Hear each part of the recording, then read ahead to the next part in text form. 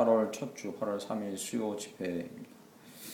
오늘은 요한일서 3장 1절부터 12절 말씀을 본문으로 하나님의 사랑은 처음과 끝이 모두 아름답다라는 제목으로 하나님의 말씀의 은혜를 잠시 나누고자 합니다.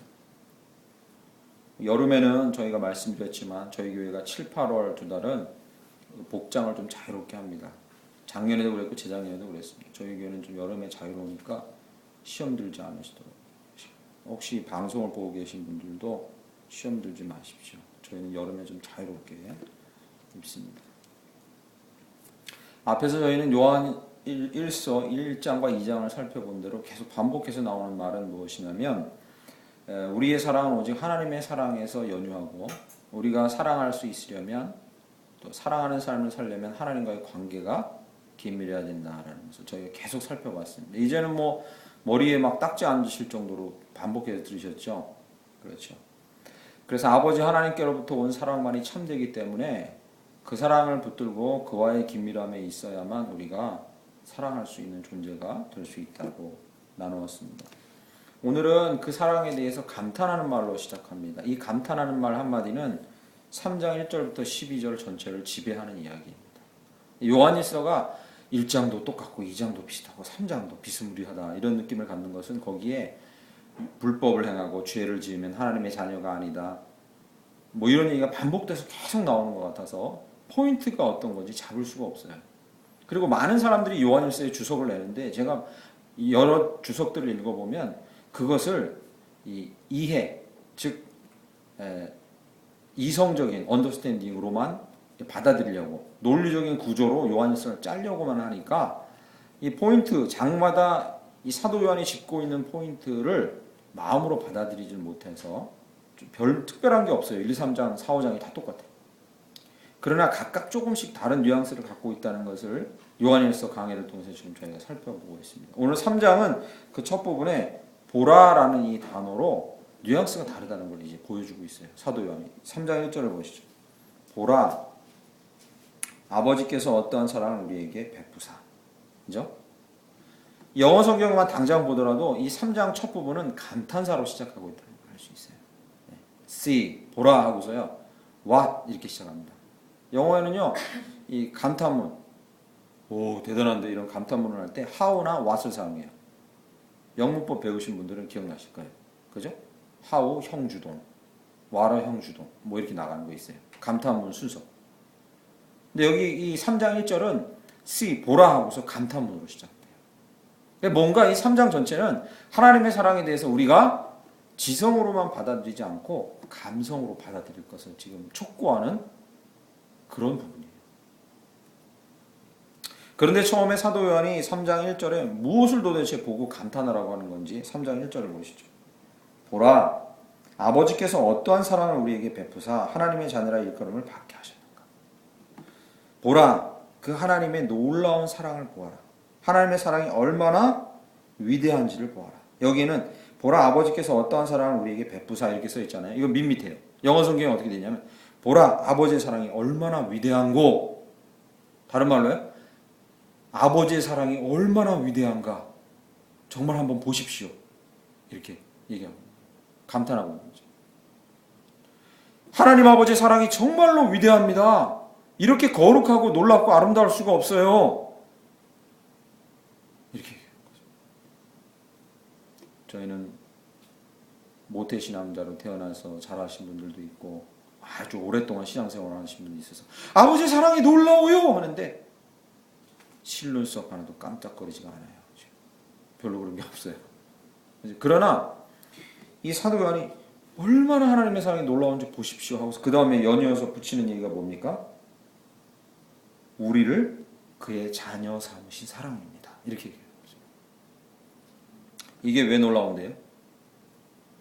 우리와 하나님 사이는 조물주와 피조물 사이였어요. 우리가 바라보기에 이 개미나 바퀴벌레의 존재와 비등한 존재가 하나님이 바라보시기 우리였단 말이죠. 아니 그거보다 못한 존재였단 말이죠. 그러니까 피조물과 하나님 사이에 건널 수 없는 깊은 강이 있어서 감히 상종할 수 없는 존재들이었어요. 서로 간에. 저희와 하나님. 그런 존재들이었는데 하나님께서 저희를 그의 누구? 자녀 삼아 주셨다. 처음에 온 우주를 만드시고 사람을 만드실 그 순간부터 우리를 자녀 삼으시기 위해 작정하시고 만드셨다는 거죠. 그에게는 온 우주가 그냥 아무것도 아닌 존재일 수도 있지만 우리를 자녀 삼기 위해서 만드셨다. 할렐루야. 이게 얼마나 놀라운 사랑이라는 거예요. 그러니까 사도 요한이 그 사실을 이 사람은 그의 인생에서 비로소 알게 되는 거잖아요. 늦은 나이에.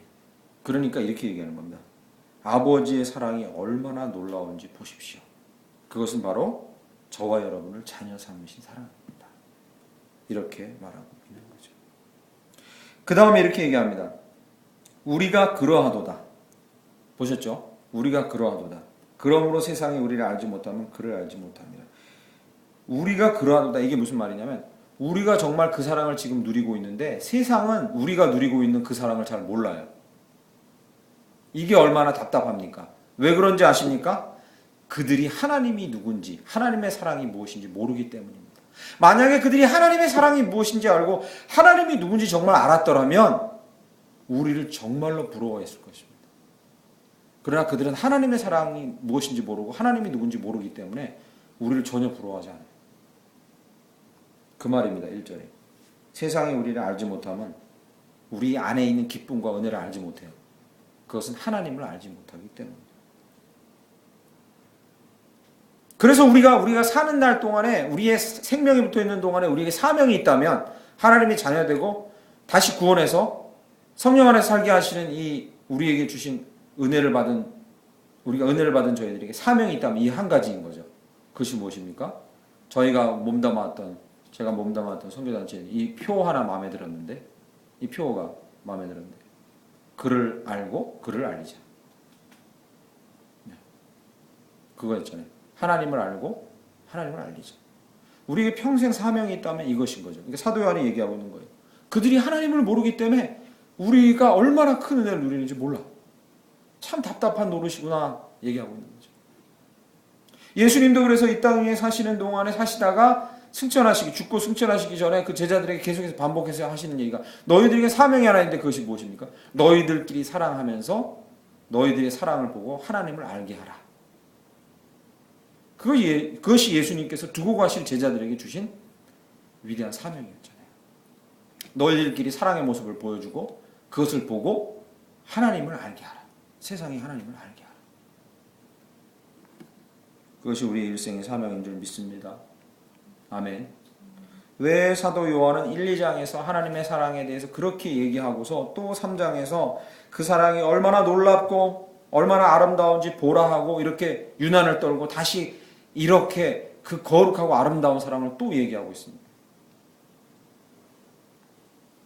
그것은 바로 우리가 하나님이 사랑이시니 그 사랑을 우리가 받았으니 그 사랑을 여러분이 실천해야 합니다라는 의무적이고 그리고 명령적인 그 말씀으로는 우리가 움직이지 않는다는 사실을 사도 요한이 알고 있었던 거예요. 그래서 이 3장 1절부터 12절 내용을 중심으로 사도 요한은 우리를 하나님 사랑으로 감동시키기를 원합니다.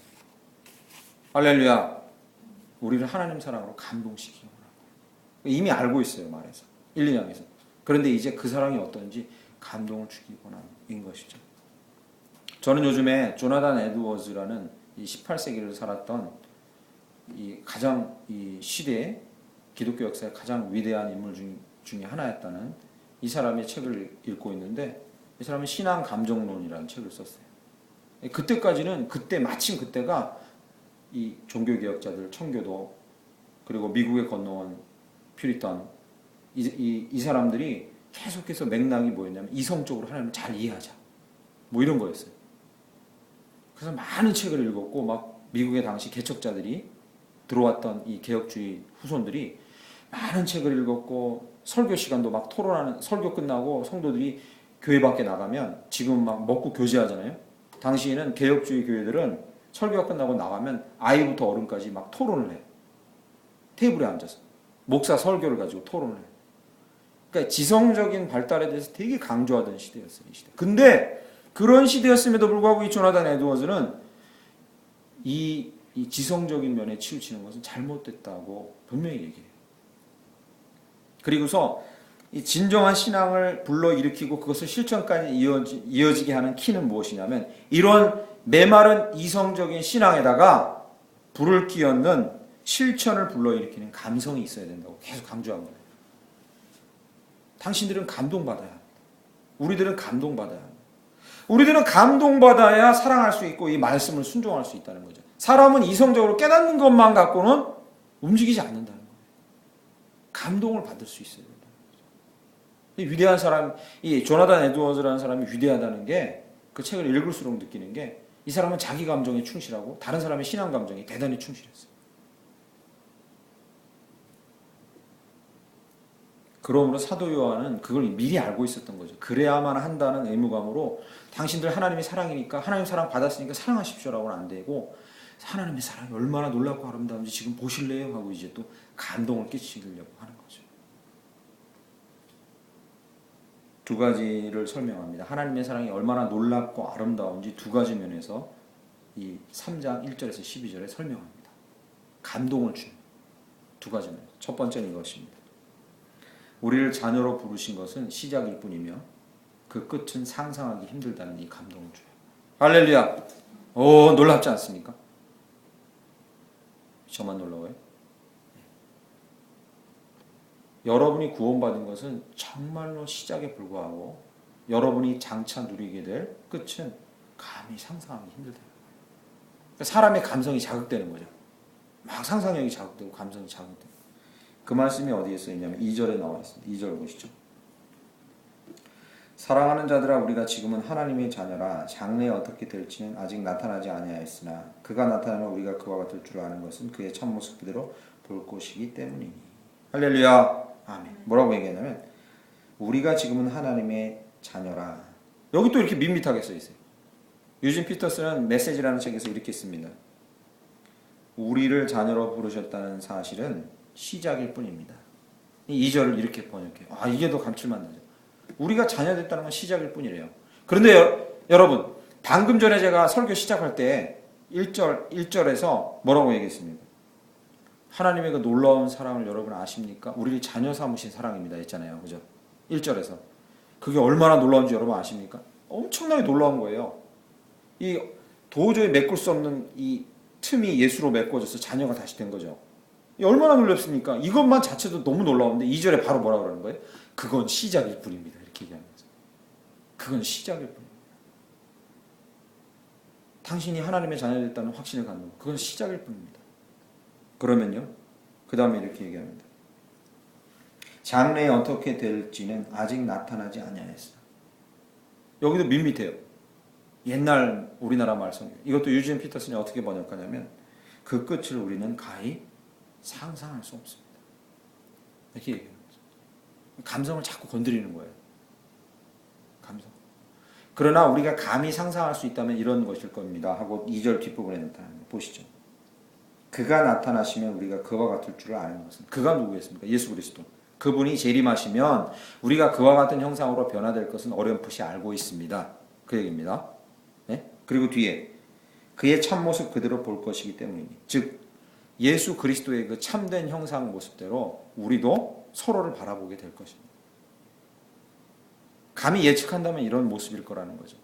그 끝을 감히 상상할 수는 없는데 만약 상상한다면 그 예수님의 거룩하시고 완전하신 모습처럼 우리도 그렇게 변할 것이고 그런 저희 스스로 서로를 바라보게 될 것입니다.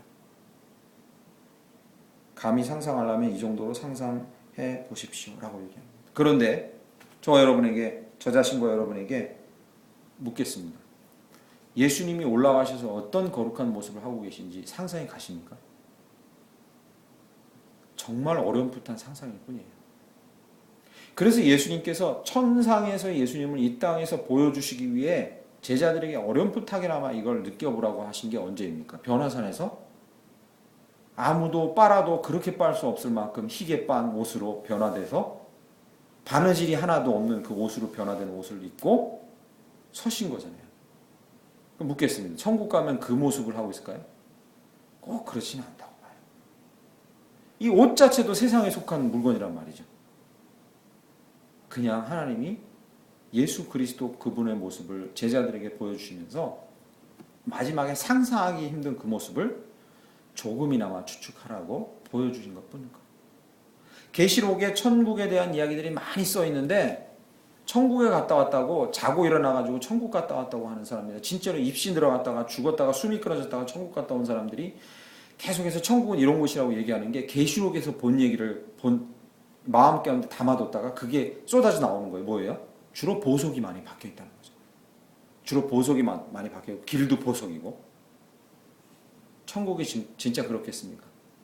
상상할 수 없어요. 그 정도는 아니에요. 그 정도보다 훨씬 더 할 겁니다. 감히 상상할 수 없을 것이에요. 그렇죠? 그래서 사도 요한이 이렇게 얘기하고 있는 거예요. 너희 마지막은 상상할 수 없을 만큼 아름다울 것입니다. 당신의 마지막. 감히 상상한다면 하나 단서가 있는데 그것이 뭐냐면 영화로우신 예수 그리스도, 제자들에게까지 나타났던, 이 사도 요한이 제자잖아요. 너희들에게 나타났던 이 영화로우신 예수 그리스도의 모습, 그걸 가지고 추측할 수 있을 뿐일 것이다 라고 얘기합니다.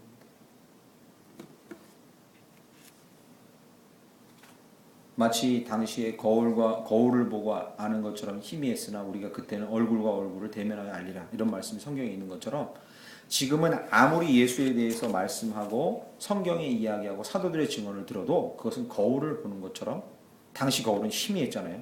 뿌연 안개가 낀 것처럼 희미할 뿐입니다. 선명하게 그때만 볼 수 있을 것입니다. 정확히 그 상상할 수 없는 모습을 그때만 바라볼 것입니다. 그런데 사도 요한이 이제요, 이 땅에 사는 동안에도 그 상상할 수 없는 아름다움을 경험할 수 있는, 우리 감정으로 경험할 수 있는 단서를 제공해 줍니다. 사도 요한이 글을 재미있게 쓰고 있는 겁니다. 여러분 요한 1서 첫 부분 어떻게 시작하는지 아시죠? 그를 맛보아 알지어라. 보고 듣고 맛보아 알지어라. 이렇게 얘기하잖아요. 사도 요한이 예수를 경험하는 것과 영적으로 천국을 경험하는 것과 하나님을 경험하는 것에 대해서 대단히 이 전인격을 다 동원해서 경험하는 것에 대해 관심이 많아요. 오늘 3장에서 이렇게 얘기하는 거죠. 너희들이 감히 상상할 수 없는 그 모습을, 그 영광스러움을 경험할 수 있는 단서가 있다. 그게 3장 3절입니다. 보시죠. 주를 향하여 이 소망을 가진 자마다 그의 깨끗하심과 같이 자기를 깨끗하게 하느니라. 할렐루야. 아멘. 여러분 이 말씀이 1장이나 2장에 나왔으면 이 말씀은요, 아버지의 사랑을 받은 자로서 너희를 깨끗하게 살아라, 이 말씀이 돼요. 1장이나 2장이에요. 근데 지금은 3장엔 2절 뒤에 나오는 거예요. 2절 뒤에. 그죠? 당신들이 상상할 수 없는, 끝은 상상할 수 없는데 감히 상상할 수 있는 건 예수 모습을 그리면서 상상할 수 있는데, 그 예수 모습에 무엇을 상상해야 마지막 너희들 종말의 모습, 주님 곁으로 간 이후에 너희들의 모습을 상상할 수 있냐? 예수의 어떤 모습? 여기 3절에 깨끗한 모습. 깨끗한 모습. 그러니까 이 읽고 있는 사람들의 상상력을 자극하는 거예요. 그 거룩하신 하나님의 아름다움과 그리고 거룩하심은 예수의 깨끗하심, 정결하심, 그것을 너희들이 계속 추구할 때 이 땅에 사는 동안에도 너희가 조금씩 경험할 수 있게 될 것이다.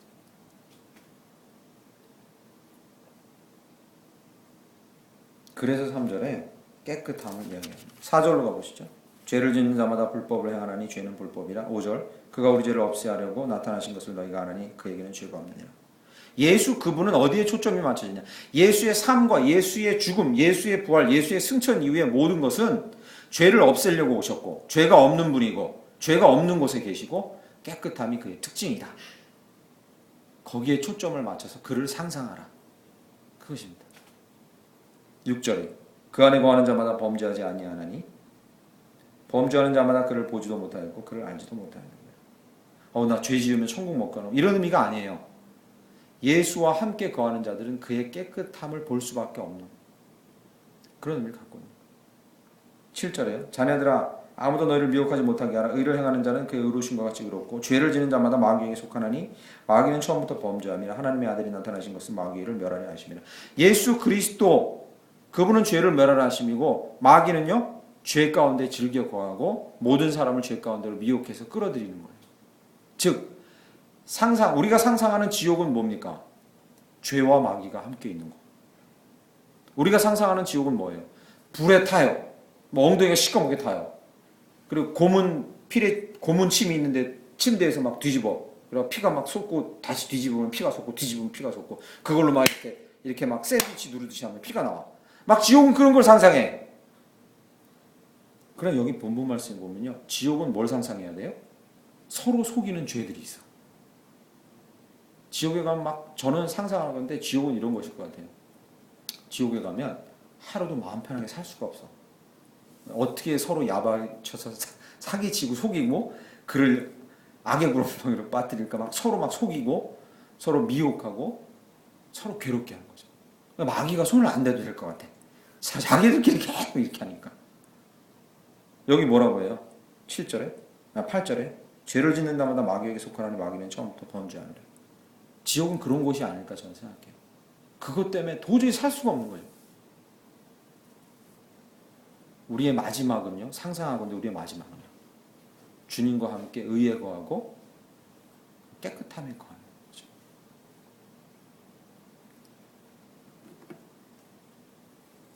그러므로 사도 요한은 유도하는 거예요. 어떻게 해요?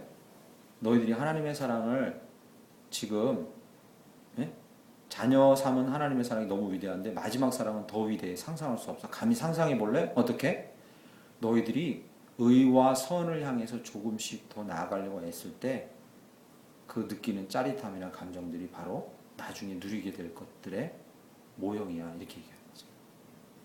여러분 그런 경험 없으십니까? 저는요. 47이 됐는데 10살 어간에 겪었던 그 경험이 지금도 아직 아니죠. 생생합니다. 지금도 그 상황을 다 묘사할 수 있어요. 일일이. 어떤 상황이냐면 저희 집 앞에 저희 본가 정릉 본가 앞에서 이렇게 내려오면 언덕에 있었는데 평지로 이렇게 딱 내려오면 사거리가 조그만 사거리가 나오고 거기 개미식품이라고 있었어요. 이름도 있지 않아요. 슈퍼 이름이 개미식품이에요. 그런데 그 개미식품이 저 코올리게 때부터 있었어요. 얼마 전에 없어졌죠. 그런데 그 개미식품에 제가 한 9살 10살 이거 어간에 뭘 사 먹으러 갔어요. 당시에는 그 개미식품이 그 식품점에 한 200원, 50원에서 150원이면 아이스크림 사 먹을 때 이럴 때잖아요. 사 먹으러 이렇게 들어가는데 기억나요? 그 슈퍼 앞에 이렇게 아이스크림 파는 데가 밖에 나와 있었어요. 그래서 거기서 골라가지고 아이스크림 같은 거 쭈쭈바 하나 50원짜리 사서 100원짜리 사서 들어가려고 하는데 이 미닫이 문이었거든 옆으로. 그 미닫이 문 앞에요 1,000원짜리가 떨어진 거예요. 1,000원짜리. 아 이건 굉장한 돈인 거죠. 굉장한 돈. 지금으로 치면 10,000원 정도 하는 거죠. 그래서 그 순간 제가 되게 갖고 싶은 거예요. 그런데 마음 가운데 주워서 주인 갖다 줘야겠다 이 생각이 동시에 든 거죠. 그래서 조금 망설이다가 그 돈을 주워서 문을 열고 들어가서 그 아저씨 개미식품 아저씨 드렸어요. 그런데 그 개미식품 아저씨가 되게 놀라는 거예요. 이게 제법 큰 돈인데 초등학교 아이한테 제법 큰 돈인데 이걸 그냥 떨어졌다고 주는 것에 대해서 되게 놀라는 거예요. 근데 그 아저씨가 나를 어떻게 보느냐 보다는 제가 그렇게 했다는 것에 대한 제 마음 안에 이 아주 강렬하게 일어나는 이 감동. 막 이게 뭐가 뭉클뭉클 올라오는 거. 다 아시죠? 그죠? 다 아시죠? 막 뭉클뭉클 뭐가 막 올라오는 거예요. 와, 너무 기쁘다. 이런 게. 그런 경험이 처음이거든요. 그렇게 큰 액수의 돈을 주워본 게 처음이거든요. 근데 그거를 그냥 주인 찾아주라고 드렸다는 것에 대해서 형용할 수 없는 아주 강렬한 마음의 격동이 마음 가운데 일어났어요. 막 머리가 설 정도로 찌릿찌릿하고 그래서 그때를 잊지 못해. 지금 30년이 넘게 지났는데도 잊혀지지가 않아요.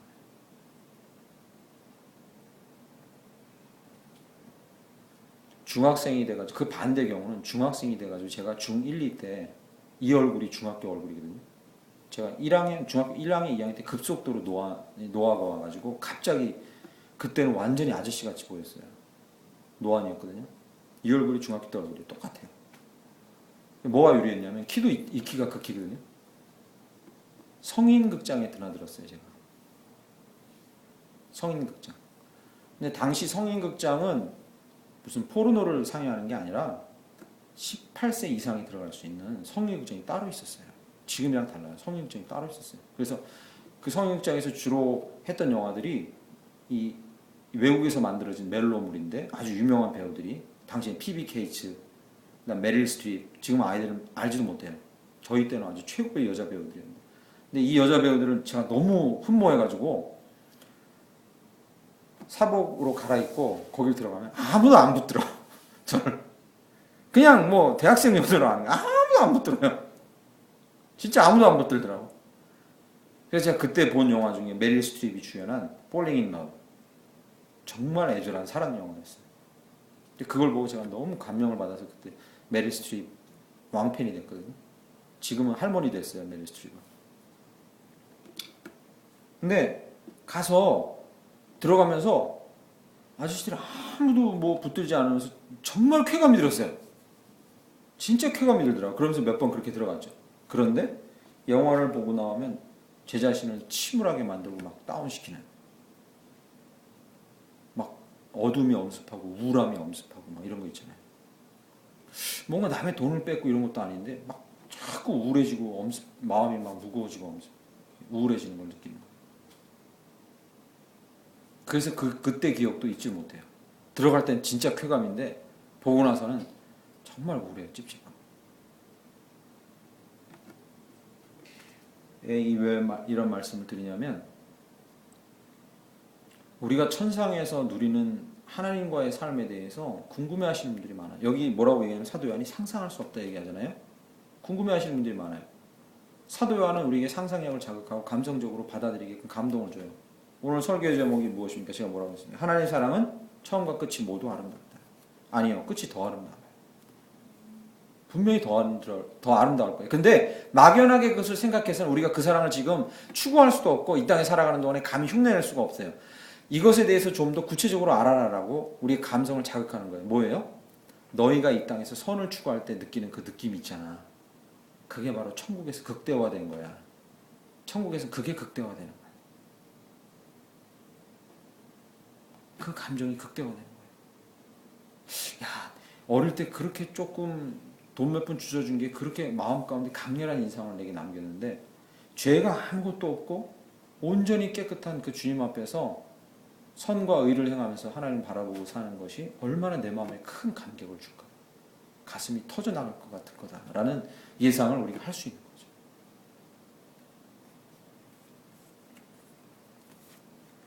그러한 은혜가 있길 간절히 축원합니다. 우리의 마지막을 상상하려면 주님을 닮은 것을 상상해야 돼요. 주님을 닮은 것을 상상하려면 주님의 무엇을? 깨끗함을 상상해야 되는 거죠. 두 번째, 시간이 좀 갔지만 두 번째 마지막으로 하나만 더 이야기합니다. 사도 요한은 하나님의 그 거룩하시고 아름다운 사랑을 우리가 감히 상상하고 감정으로 감동하고 품을 수 있도록 두 번째 이야기를 해줍니다. 본문 말씀 9절 보시죠. 하나님께로부터 난 자마다 죄를 짓지 아니하나니 이는 하나님의 뭐가? 씨가 그의 속에 거함이요. 이렇게 얘기해요. 하나님께서 그 아름답고 놀라운 사랑을 우리로 계속 견제하고 살아갈 수 있게끔, 경험할 수 있게끔 감동을 주시는데, 어떤 감동을 주시냐? 우리도 모르는 우리 안에 놀라운 하늘의 권능이 있다는 거예요. 하나님의 씨가 뭐냐면 신적 영역에 속한 권능이에요. 신학자들의 해석인 거죠. 다른 말로 하면 뭐겠습니까? 성령인 거죠. 좀 길게 풀면 하늘에 속한 권능이에요. 우리도 잘 감지하지 못하는 하늘에 속한 권능이 이 안에서 지금 작동하고 있다는 거죠. 성령님인 거죠. 성도 안에 역사하시는 신적 권능, 중생 때 우리에게 주어지고 지속적으로 우리 안에 작동하는 이 권능인 거죠. 이 권능은 언제 작동하냐? 9절에요. 우리가 범죄하려고 할 때 그것을 하지 못하도록 작동해요. 10절에요. 하나님의 자녀인 것을 밝히 드러내도록 작동해요. 10절에요. 또 형제를 사랑할 수밖에 없게끔 작동해요. 할렐루야. 우리 안에 작동하는 이 권능, 설명하기 힘들지만 뭘로만 알 수 있어요? 느낌으로만 알 수 있다는 거예요. 사도 요한이 지금 계속 감성에 호소하는 거예요. 이건 말로 설명할 수 없는 거지만 우리가 느낌으로만 알 수 있다는 거죠. 느낌으로. 이것이 작동하고 있다는 거예요. 에이, 그 뭐 느낌으로만 아는 걸 다른 사람이 어떻게 전해줘요? 그리고 그것을 실제로 절감할 수 있어요? 여러분, 자동차 굴러가는 거 보면서 경탄할 만한 느낌 받지 않으셨어요? 자동차가 그 돌아가는 엔진 피스톤의 원리를 잘 모르는 사람도 굴러가는 것만 봐도 야, 저 차가 어떻게 저렇게 아름답게 굴러가고 그 안에 무엇이 있을까라고 경탄해요. 그렇지 않습니까? 야만한 모기를 보고 현미경으로 요즘에 몇천 배까지 확대해서 보고 그 아름다움을 보니까 그런데 예전 사람들 그걸 못 보는데도 그 작은 모기가 날갯짓을 하고 이렇게 가다가 모기는 어떻게 비행합니까?